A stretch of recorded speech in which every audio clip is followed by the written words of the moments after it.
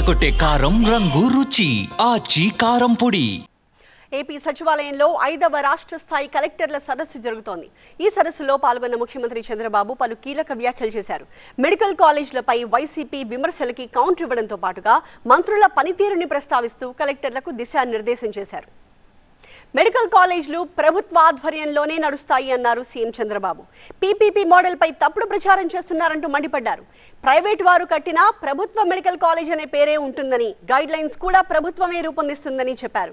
Private వారి పేరు ఎక్కడో పక్కన మాత్రమే ఉంటుందని చెప్పారు. కార్పొరేట్ స్థాయిలో వైద్యం అందితే వచ్చే నష్టం ఏంటి అని ప్రశ్నించారు. 500 కోట్లతో రిషికొండ ప్యాలెస్ కట్టారని, ఆ ప్యాలెస్ వైట్ ఎలిఫెంట్ గా మారిపోయిందని అన్నారు సీఎం.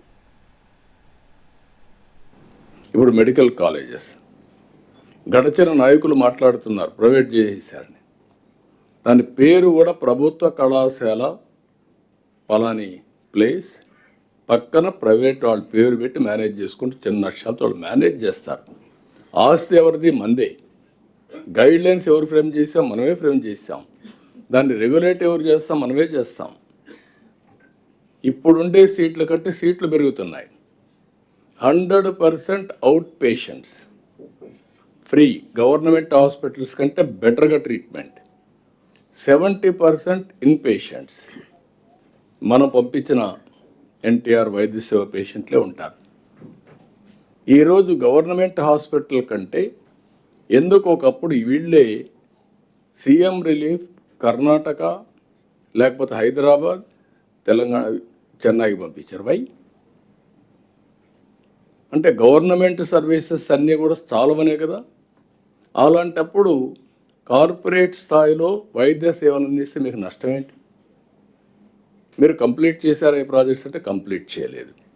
500 కోట్ల రూపాయలు రిషికొండకు పెట్టారు. ఆ 500 కోట్లు పెట్టి పర్యావరణాన్ని విధ్వంసం చేశారు. ఆ 500 కోట్లు పెట్టుంటే ఒక 2 కాలేజీలు వచ్చేటివి. కమిట్మెంట్ లేని పరిపాలన ఇది. నేనైతే ఆ పని చేయను, నేనైతే ఆ పని చేయలేను. దాన్ని ఏం చేయాలని ఇప్పుడు తెలియకుండా ఒక వైట్ ఎలిఫెంట్గా తయారయ్యే పరిస్థితి వచ్చింది. ఇలాంటి సమస్యలు ఉంటాయి. కాబట్టి ఈరోజు దేశం కానీ ప్రపంచంలో కానీ ఎక్కడ చూసినా ఒక విధానం అంటే గవర్నమెంట్ ఆఫ్ ఇండియా నెక్స్ట్ స్టెప్కి వెళ్ళారు. నీతి Aayog, public private partnership, viability gap funding, అనేక రకాలైన హైబ్రిడ్ మోడల్స్లో వెళ్ళారు.